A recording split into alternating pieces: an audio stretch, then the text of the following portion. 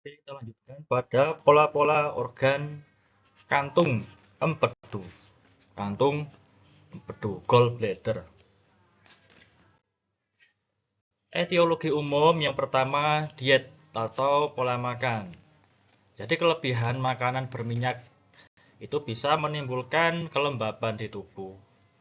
Kelembabannya bisa tersimpan di kantung empedu dan juga kemudian bisa menghalangi aliran kantung empedu yang fungsinya untuk membantu pencernaan. Emosi yang terkait dengan kantung empedu itu adalah kemarahan yang menyebabkan kemacetan Chi liver. Ketika kemacetan Chi liver itu berkepanjangan bisa menimbulkan panas atau api. Dan kemudian dia akan mempengaruhi kantung empedu, akan timbul lekas marah, rasa pahit. Nah, rasa pahit itu karena eh, panas di kantung empedu. Panas yang mempengaruhi kantung empedu. Dan timbul rasa haus dan lain-lain gejala-gejala panas. Kantung empedu itu bertanggung jawab pada keberanian. Kalau dia kurang, dia lemah, maka keberaniannya juga akan melemah. Akan lebih eh, melemah keberaniannya, timbul sebuah ketakutan.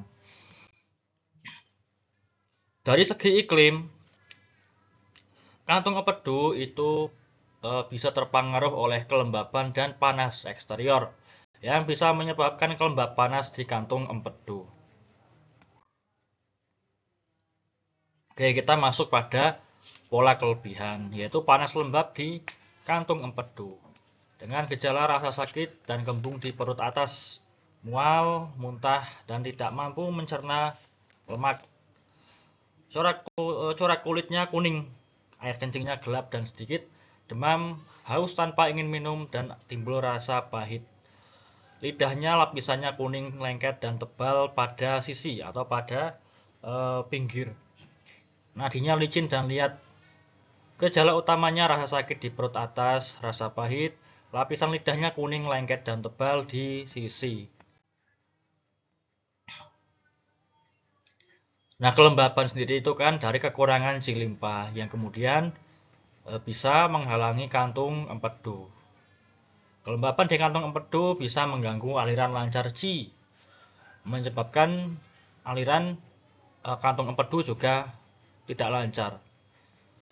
Kelembapan bisa menghalangi turunnya Qi perut, maka akan timbul mual, muntah, kembung, dan lain sebagainya.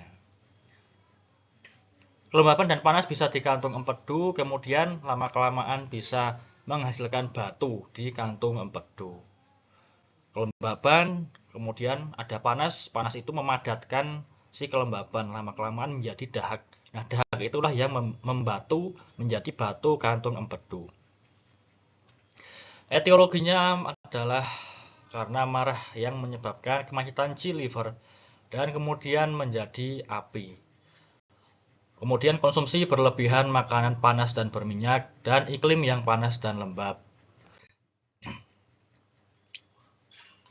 Dalam prinsip pengobatannya itu dengan menghilangkan kelembaban dan panas di kantung empedu dan merangsang aliran lancar Chi liver supaya si kantung empedu yang berpasangan dengan liver itu dia juga bisa menjadi lancar. Akupunturnya dengan GB24 dan BL19 untuk membersihkan panas di kantung empedu.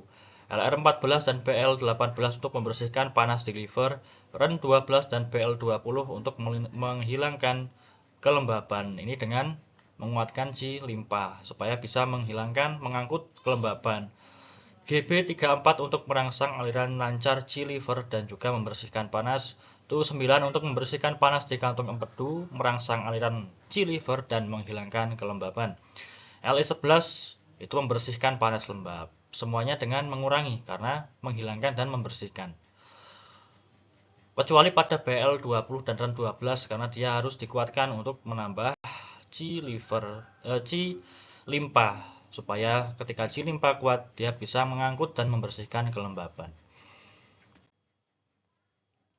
Kemudian masuk pada pola kekurangan, yaitu kantung empedu kurang.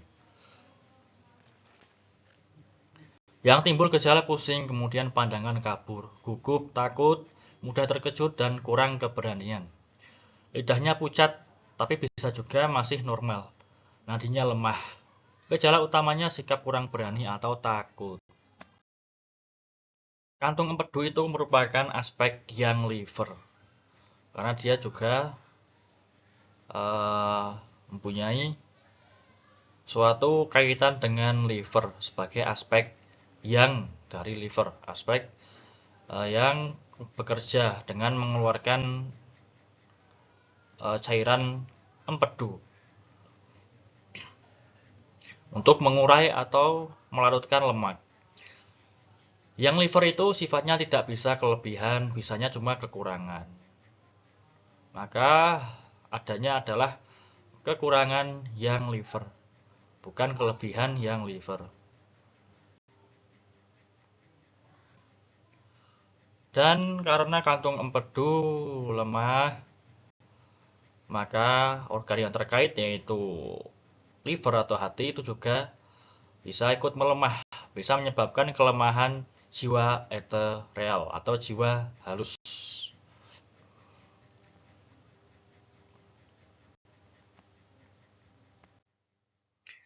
Prinsip pengobatannya dengan menambah energi dan menghangatkan kantung empedu dengan titik Gb40 dengan dimoksa.